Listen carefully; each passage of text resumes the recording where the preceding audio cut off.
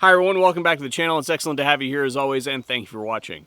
This is Future Curtis coming to you with a huge grin on his face because he just finished working with his Henry X.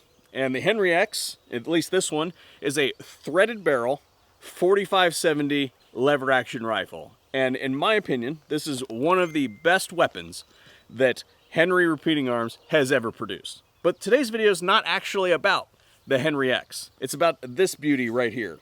This is the new Midwest Industries Henry rail. Now, this is not the first iteration of the Henry rail. This is what I'm going to call the Generation 2. I don't know if that's the actual designation, but I had an original Midwest Industries rail on this Henry.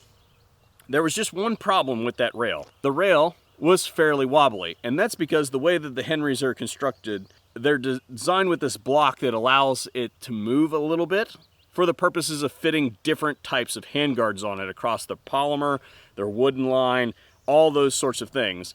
And those fitments are pretty tight when it comes to the tolerance between the handguard and the tube and the barrel. That block is just simply a screw point. Well, that allows it to move a little bit if there's no support with a front ring or something like that. Now, I was looking at this and I want to make an insert because the original rail is still available on the market, particularly important for people who want M-lock on their lever gun but have a vintage of rifle that doesn't have the side loading gate, and thus they will need the shorter rail to be able to access the loading port. This new rail is longer. If I recollect properly, there were some original suggestions for the installation of that rail that would have rendered that block stationary and thus mitigate a lot of the play in the rail. Things like staking the block or filling the interface with some kind of locking compound that expands like green Vibertite. But I also support Midwest radically changing the way the thing goes together to completely eliminate that, because let's face it, gun guys can sometimes overestimate their ability, and particularly those who think that they've done something because they've assembled an AR-15 and called it building. So what they've done is not only fix the wobble issue, but they've included a full-length 1913 rail that runs all the way from the front of the handguard to the rear of the receiver. Integrated into that rail is a ghost ring sight with all the serrations in the proper place that is adjustable for windage and elevation. So what we're going to do today is take you back in time of me setting this thing up, not only zeroing the sights, but also putting this red dot on here, and I had a really good time doing it, so I'm going to bring you guys along for the ride.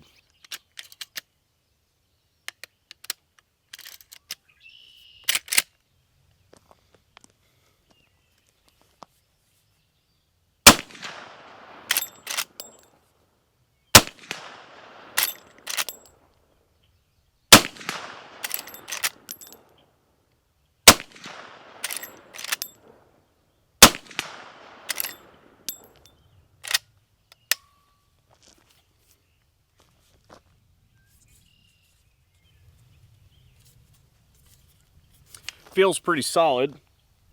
It's obviously not zeroed, so I was aiming low at that distance, which was approximately 60 yards-ish to that big plate. And if I aim true, then I miss high, so it obviously needs to go down. But basically what I'm going to do is see if we can zero this gun now, or at least get it relatively close. I don't really care that it's super well zeroed, because I'm actually going to put a red dot on it as part of this test. And if we can get it relatively close on the irons, then we'll put the red dot on it and zero the red dot, because I want to not only test to see that we can zero these irons, but also that this top rail section here is stable enough to mount an optic. Midwest includes a sight tool, so this one's for the rear aperture, this one's for the front aperture. There's a Allen key that's also included for the set screws. So the idea is that you move the sights where you want them, and then you take those set screws and tighten them. I'm going to rock set them into place after I've got it zeroed, but in the meantime, for field use, we're just going to get it pretty close.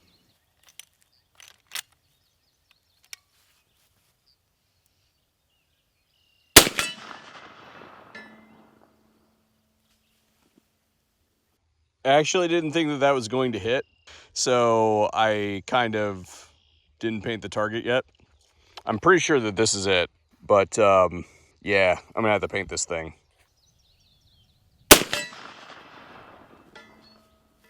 So this is where I was aiming, and this is where I'm hitting. I gave it a couple spins last time, so clearly I was still high. I may have to go to the rear sight first, because it's going to be a more gross adjustment than the fine adjust front sight. So I think that's what I'm going to do, and we'll see how we shake out. This I will accept.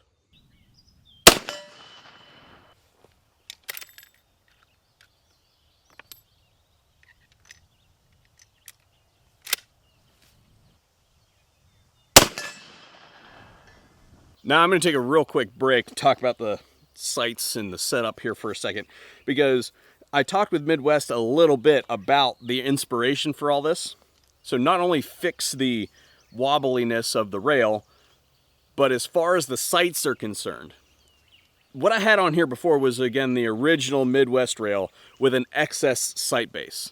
And XS is a sight company, so they take things into account like, hey, we want to be able to make sure that we can clear suppressors and stuff like that. And while my previous setup absolutely did clear all the cans that I had, one of the things that Midwest wanted to make sure that they were doing was make their sights high enough that they would clear all the suppressors on the market. Because a lot of times you're going to have to use a wide diameter can to be able to suppress something like a 4570. We're already talking about essentially a half-inch projectile, and then you got to build a can around it. Their idea was not only clear the suppressor, but be able to zero it with both supers and subsonic ammunition. Now, I don't have any subsonic ammunition to test this out today, but they say that they have loaded some subsonic ammunition, and they are capable of zeroing that with the iron sights. I trust my people at Midwest Industries to tell the truth on that.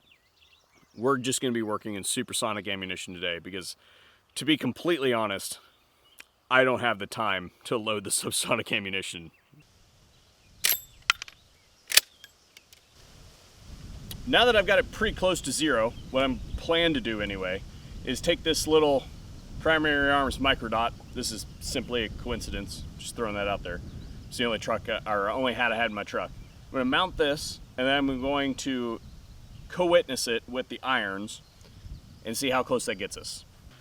So looking at this thing a little bit closer, there are two mounting bolts here, and then two that are part of the rear sight assembly. Luckily, I didn't have to do anything with the windage adjustment because it was just good to go. And I am very tempted to mount this red dot far out, but I think I'm going to be conservative here and mount it right over the top of the receiver.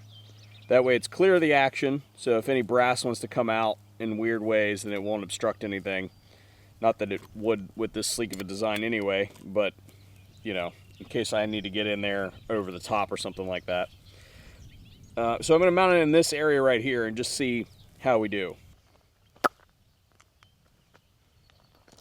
Weird jump cuts because, yeah, apparently you can get videos pulled from YouTube for anything these days, including mounting optics. So it's a weird world we live in. But anyway, my initial plan for the mounting of said optic is not going to work as far as the co-witnessing with the sights because, well, it's too high.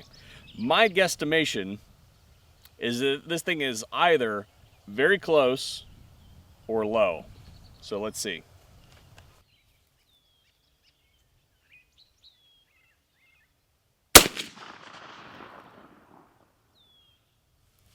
Okay. I was wrong.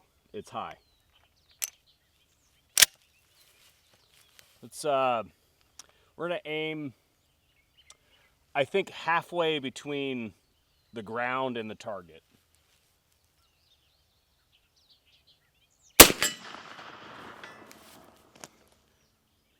Yeah.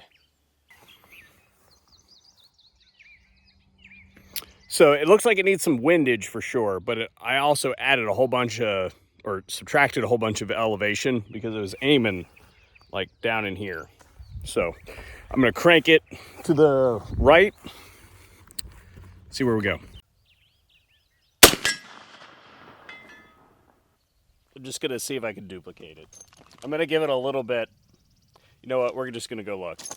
I wanted to fast cut this because we're just zeroing, but guesstimation is one of my fortes. There. Aiming. There. One shot.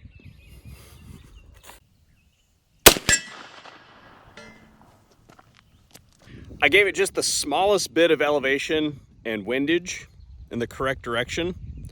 And now I think that we're good on the elevation. And I just need to draw it in and get us perfectly in the center.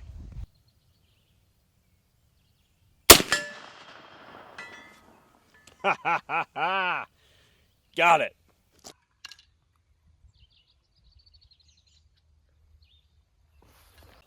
And optic off, here's the test.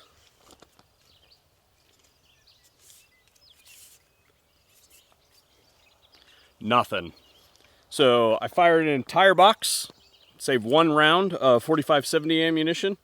Special thanks to Midwest Industries for forwarding that ammunition to me. I literally can't find 4570 ammunition anywhere. This is a fantastic improvement over their first model and lever guns in general. I'm sure that they'll probably come out with a mod of this for the Marlins if they haven't already. But I'm a Henry guy, so this is important to me. This was my hunting rifle for like the longest time before we started doing other straight wall cartridges. There was a select list, and 4570 was basically one of the only things on the list that was obtainable. It's still really popular in the state, and I may go back to 4570 now that my rifle doesn't rattle. If you like your lever guns and you like them full in their utility, then this is probably something that you should go talk to Midwest Industries about. And also, special thanks to our Patreon and Subscribe Star viewers that make videos like this one possible. You should see some of their names on screen right now.